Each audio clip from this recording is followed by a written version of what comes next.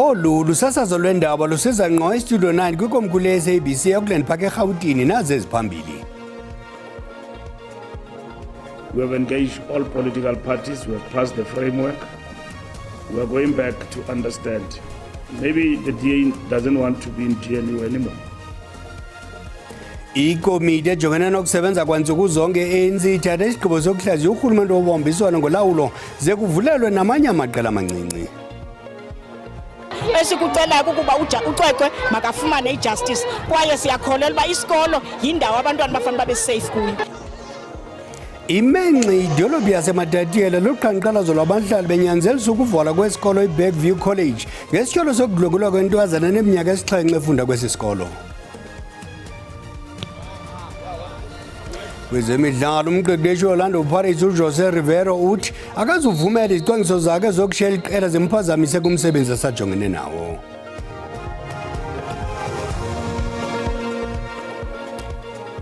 Xabisa ixesha ukuze nexesha likuxabise njengesiqhelo ngelixesha kwelijelo zindaba uxolo malibenani.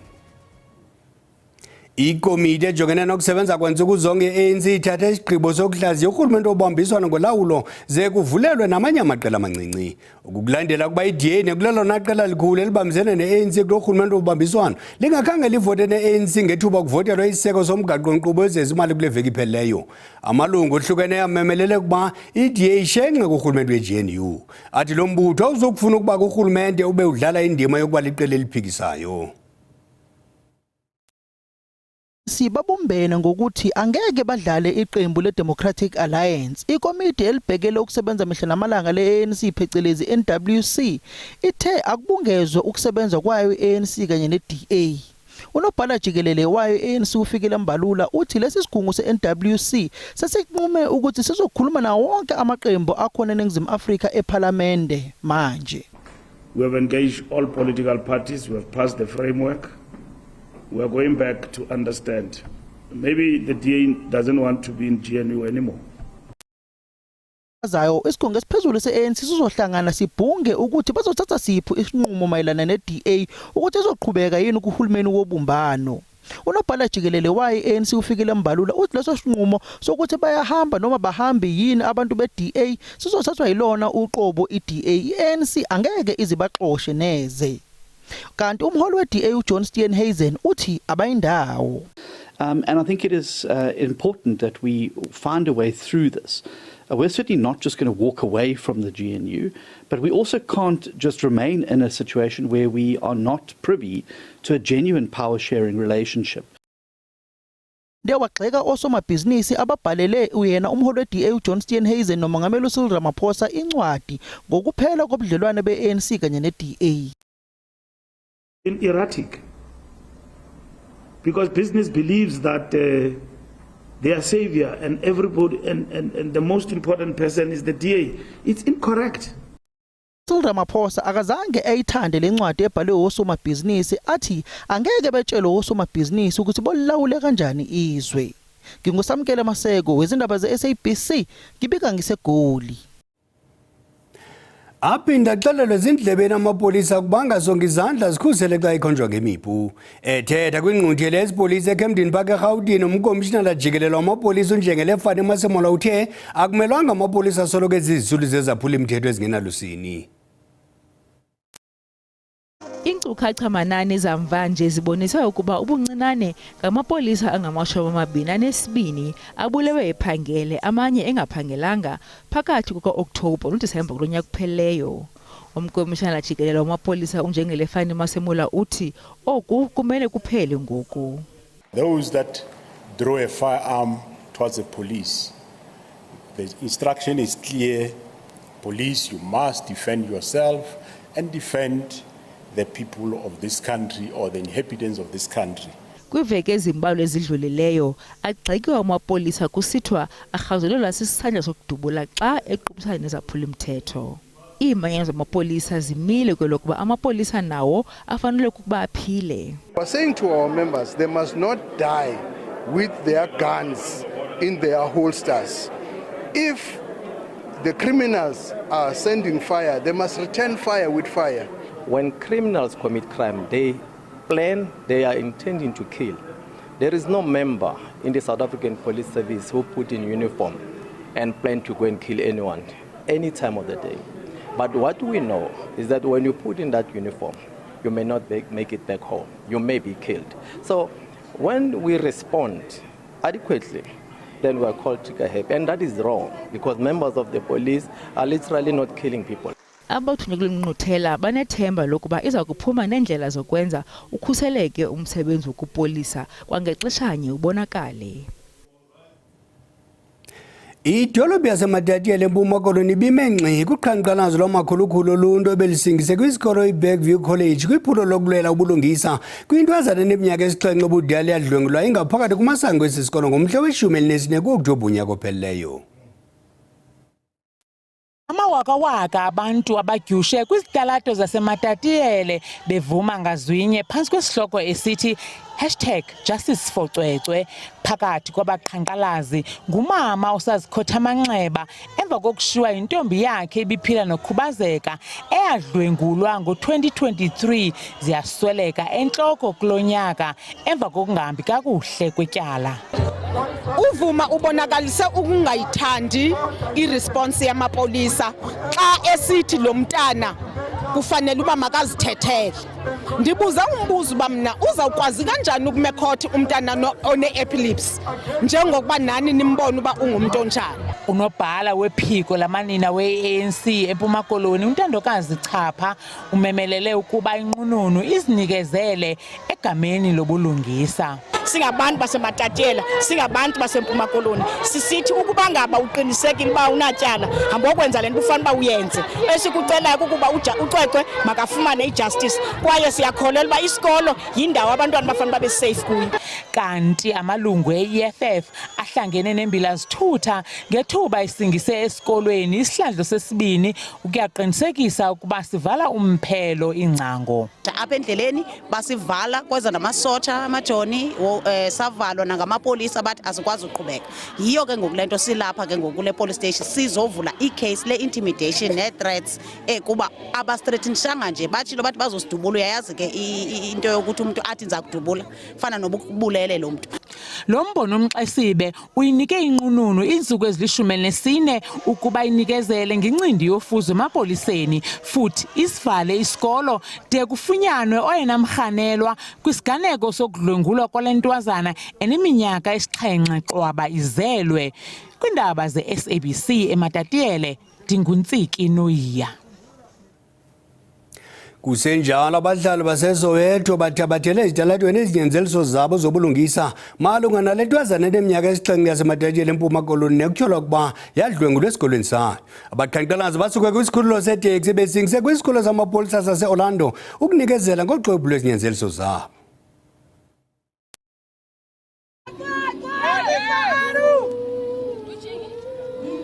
Laba bathi lawo malungu embokode bomvu atholakala ukuthi ayagwegwesa emsebenzini kumele athathele inyathelo eyinqala. We demand immediate disciplinary action against officers who misbehave or mishandle GBV complaints.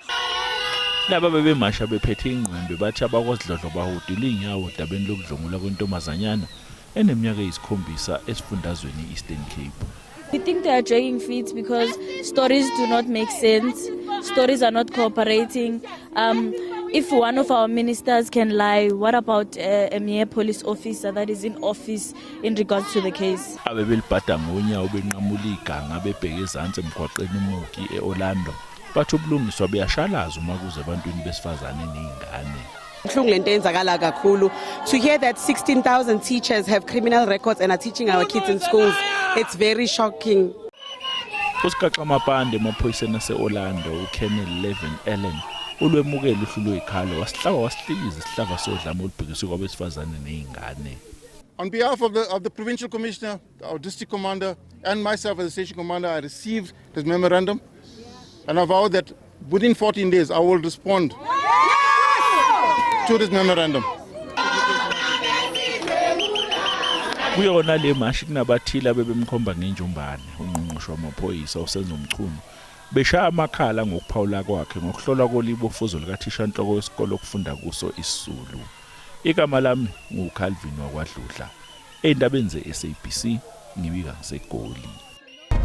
Sihlabele mgama nendaba zethu. Inkokeli yeBuild One South Africa ibuza umnumzana Muzi Maimane ithi eliqela lifumanise indlela ekunokulondolozwa ngayo imali engange-120 billion rand kwixesha nje elifutshane nelizinokuthi zincede kuba inganyuswa i-VAT. Amaqela ezopolitiko avotele ukuxhasa inkqubo yohlahlo-mali yokwenyuswa kwe-VAT aza kuhlangana ngokuhlwa nje kwintlanganiso ngobuxhakaxhaka bale mihla ebizwe ngumbhexesho entloko ANC umnumzana Mdumiseni Ntuli ukuba kuqwalaselwe izindululo zezinye indlela zokwenza ingeniso ukulwa ukukhaba ukunyuswa kwe-VAT. Umbutho iBhosa uthi uyasiphikisa isindululo sokunyuswa kwerhafu yentengo kwaye uzimisele ukuza neqhinga lokunyusa ingeniso mali karhulumente ngaphandle kokunyusa le rhafu yentengo. A 2% efficiency cut for bloated provincial bureaucracies will deliver a savings of 15.3 billion rand. If we rationalize our diplomatic missions and cut VIP protection for politicians, we could be able to get round to about a 3 billion rand savings. If we downsize in the medium term the size of the cabinet and eliminate deputy ministers' positions, which is something we've always held, you will find a 3.9 billion rand savings into that. Ezinye inkampani sele ziqalile ukuxelela abathengi ngesigqibo sokunyusa irhafu yentengo noxa nje ipalamente ingekathathi isigqibo ngesi sibhengezo sikamphathiswa wezimali uEnoch Godongwana. We were previously in the kind of dispensation where the ANC had a majority, and whatever announcement that was made by the government then would always be endorsed by Parliament. And the difference that has happened this time is that an announcement was made by the minister, but we've now gone into a review of that announcement. uMaimane uthi alithoba amaqela opolitiko aza kudibana ngokuhlwa nje ebonisana ngohlahlo lwabiwo-mali. Le ntlanganiso iza ngexesha isebe lezimali linikwe isithuba senyanga ukuze lixoze mphini wumbi yokunyusa ingeniso-mali karhulumente ngaphandle kokunyusa irhafu yentengo. Kwiindaba ze-SABC, Dingubulelani Philip ePalamente. Odade bekumkani yamaZulu kumkani imisizulu kaZwelithini bathethe okokuqala kulandela isiganeko seveke ephele esibandakanya ikumkani nodade wayo umncinci inkosazana uNomkhosi Zulu. Esi siganeko sobandakanya ushicilelo lwevidiyo belithe ndi kumaqonga oqhagamshelwano apho ukumkani uMisizulu eviwe esebenzisa amazwi arhabaxa kudade wabo. Ukuputshuka kwenkulumo eqoshiwe egcinisa isabelo ezinkundleni zokuxhumana kushaqise abantu abaningi. Indlunkulu ibisibiza umhlangano ophuthumayo ukuzodingida lolu daba. Isilo sakhipha istatimende ngalomsindo oqoshiwe sathi waqoshwa ngaphandle kwemvumo yaso. Saphinda sacela ukuthi umndeni unikwe ithuba lokuxazulula izimo esibhekene nazo. Bantwana balamana nesilo sebephumela obala ngalolu daba. Umntwana uNtando wesizwe Zulu ekhulumela abanye abantwana uxwayise ngokuthi uqhekeko luthunaza ubukhosi. Amandla obukhosi kaZulu asekelwe ekuzithibeni, ekubeni nombono kanye nasebunyeni, hayi ekulweni nokungahloniphani. Uthi kumqoko ukuthi abantwana balandele izinathelweni zabazali babo. Isilwe sambuza ukhodi weZwelithini kanye noNdlunkulu Manfombi Dlamini Zulu naye osewabuza. Ethi ubukhosi bakwaZulu bukhelwe phezu kobuhlakane nesithunzi. Okusemqoka kakhulu, abazali bethu bakhombisa ubumqoka benhlonipho nobunye emndenini. Abantwana baphinde bakhuluma nangezigameko zokuhlukunyezwa ngokubulili, bafunga bagumela ukuthi bazomvikela udadewabo umntwana Nomkhosi. Ngeke sathandabuza ukuvikela udadewethu kanye nanoma yimuphi umuntu wesifazane ekuhlukunyezweni yinoma yimuphi umuntu wesilisa. Kundaba ze-SABC kungu-Ayanda Mhlongo eThekwini. Umphathi wezohwebo imveliso nokhuphiswano uParkstown umphathi wamashishini asakhasayo uStella Ndabeni baphehlelele ingxowa-mali yokuxhasa osomashishini nabayibethelele njengezakuzana nenguqu kuqoqosho lweli. Umphathiswa wezohwebo uParkstown kanye nomphathiswa uphuhliso lwamashishini aselula uStella Ndabeni bacwangcise usungulo lwengxowa-mali yezigidi ezingama500 yerandi ukuxhasa osomashishini abakhulayo ngendlela ezahlukileyo neyayibhengezwe ngumongameli uCyril Ramaphosa kweyenkanga ukutsho ngoNovemba unyaka ka-2024. kambe ke uTawu ukhankanye ukuba lo msitho ukwaleka umsundulu ngokuqala imibhodamo ejijisana nosomashishini abathe qelelene edolophu. Today is an opportunity not just to launch the Spaza Shop Support Fund. It is a time and opportunity to right the wrongs of township enterprises. Kananjalo uNdabeni ubalule ukuba ngundoqo kokuvuselela amashishini asezilalini nasezilokishini ukuqubisana nayo nenyewe yokonganyelwa ngabemi bangaphandle abakweli ngokungekho mthethweni abasebenzisa indawo ebekumele zixhamlisa uluntu lweli ukunyalasa ngolwaphulo mthetho. This is what we would want to see happening in our country, reclaiming our township and rural businesses, starting with the old businesses that are found in our streets. Others are being occupied by illegal foreigners. Others are occupied by people who sit there in order to rape or be able to conduct any criminal activity against the locals that are meant to benefit from those businesses. Ukanti ke osomashishini abantsundu baqhatyelwe izandla ngokungayiphosi itawula ngenxa yoxinizelelo lwexesha lengcinezelo bekwakhuthazwa ukuba baqine umqolo yaye baqaqambe nangakumbi kweli xesha lokunyashwa koqoqosho lweli kwihlabathi jikelele ngenxa yokumela amalungelo oluntu kukwagxininiswe ukuba kuza kujongwa ngeliso lokhozi amashishini athi abe negalelo elimandla ekuqubisaneni nentswelangqesho nasekubeni nempembelelo kwabanye abantu nanjengoko umntu engumntu ngabantu. Ndimlo Lilitha Ntsundwani kwiindaba ze-SABC eGauteng. I-SABC ixolisile ngesiganeko sokungadlali kwendaba ze-Afrikaans kwimpela veki esiphuma kuyo. Iqinisekisile ukuba ikwinkqubo yokuthatha amanyathelo ngakwabo babandakanyekayo kule mpazamo. It's critical for me to reinstate that what's transpired was actually a scheduling error. It's the news team was on standby to actually go live with the bulletin. However, just before they went live, they realized when they were looking for the ad breaks that they were not on the schedule. And this is due to a miscommunication that took place internally regarding the scheduling of the Afrikaans bulletin itself. So it is not because the SABC was in any way deprioritizing Afrikaans over the weekend. I think it's Kwezemidlalo umqeqeshi Orlando Pirates uJose Rivera uthi akazuvumela izicwangciso zakhe zokushiya iqela zemphazamiseko umsebenzi asajongene nawo. iPirates iza kusindleka iMC Alger yase-Algeria kumlenze wesibini we-quarter finals e-Orlando Stadium ngomso. Kubonakala ingena kunqandwana kumtyholi Orlando Pirates ngendlela eqhuba ngayo kwi-CAF Champions League kule season. Angene kokuqala amabhakaniya kwisigaba sokhiko sale tumente sukela afikelela kwi-final ngo-2013. Indoda eyenze kube njalo kuJose Riveiro nakubene ebhengeze kulahla kwakhe ekupheleni kwesizini uthi usenomsebenzi emagxeni akhe kweliqela laseSoweto. Really proud to be here to be part of the last stage in the competition, in a difficult, very complex competition. So we want to enjoy it every moment, every minute of the game. iPirates iphumelele kathathu ekuhambeleni kwi-Champions League kumandla e-Afrika kule season. Ibethe Al Ahly Cairo kwisigaba sokuqala phambi kokuba yoyise i-RC Belouizdad e-Algiers ayaphela apho yothusa ngethuba ibetha elinye iqela lase-Algeria i-MC Alger kumlenze wokuqala we-quarter finals kule veki ephelileyo. Kodwa Riveiro uthi ayithethi impumelelo yezolo. Tomorrow it's a different story, even though our journey was excellent so far.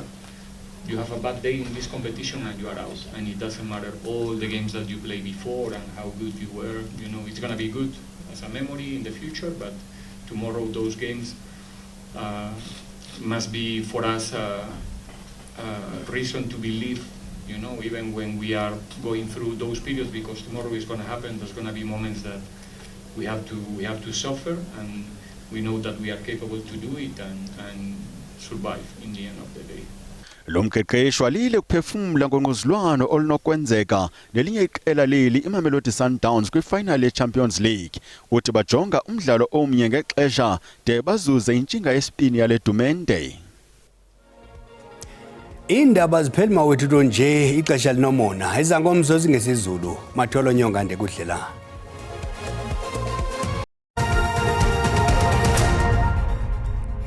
Mawahlangana amafulifu micamako basemba ufumani ndingnokanyezi nirhabulise qikelelo lwemozulu yangokuhlwanje xa sijonga ke imvula nomoya ngokuhla kuyaphawuleka mbukela into yokubana noko ngamathuba amahle emvula esingathi siwalindela kwindawo eziqhinela ezigudlunxweme eziqhinela ziqonda phaa koogqeberha mbukeli naphaa kaloku kwindawo ezikumazantsi koBloemfontein ka-80%. Siqhubeke ke mbukeli kube nezibhaxu zenkungu kwindawo ezimandla phaa kontshona koloni kananjalo ngomso kuyaphawuleka into yobana ngenjiqukuxa sawuvuka nezibhaxu zenkungu ezathi sizilindele kaloku mbukeli kwindawo ezikoogqeberha zinyunele zingene phaa komazweni naphaa kwindawo ezikoBloemfontein. Into ethi ke uba uyaqhuba qiniseka into yokubana uqhuba ngononophelo. Siqhubeke ke mbukeli imvula sixananazile kaloku phaa kwindawo eziphaa koPitoli kananjalo mbukeli uSouth African Weather Services ukhuphe isilumkiso ngokuhlwa uba singalindela iindudumo ezingamandla kwindawo ezikumbindi kaloku mbukeli kwindawo ezixananazileyo phaa koPhumleni ko-Upington koMahikeng naphaa koPitoli. Siqhubeke zenje njalo ke mbukeli iindudumo ezimandla ngomso zichaphazela kakhulu kwindawo ezigudlunxweme phaa komazweni koPitoli koMahikeng nakwindawo ezikumandla phaa koBloemfontein. Sijonge ke amaqondo okutshisa aphantsi ngokuhla mbukeli koMusina noko lithande ukufudumala yaba nguye u-19 degrees koPhalabura ibe nguye u-20 degrees. Xa sawungena ke phaa koSojanisi enyakeni equmbu eBalasi Mission elusikisike ejambeni Willowvale intsimbakazi Flagstaff kundimakude eBartleworth kundabakazi kwamkhulu eluhewini engcobo naphaa kaloku kwegwesa kuqumbu khona lithande mbukeli laphola ngo-15 degrees kanti ke mbukeli phaa kolusikisiki komagwala icofa imvaba ebhityi nakhona mbukeli yaba ngu-12 degrees. Ngomso lithande ukufudumala kwindawo ezininzi phaa kondabankulu exhibeni edutywa engxakaqha phaa koqolweni naphaa koseplana icala naphaa komount Frere kwabhaca engqamakhwe embiza mbukeli nakhona lithande lafudumala yabe ngu-24 degrees komane ibe ngu-22 kanti phaa enxiba ibe ngu-21 degrees. Sifudumale phaa kwindawo ezikumbindi kweli ibe ngu-24 degrees. Ndisatsho ndithi maziqhume ingqawe emaxhekweni Xhosini.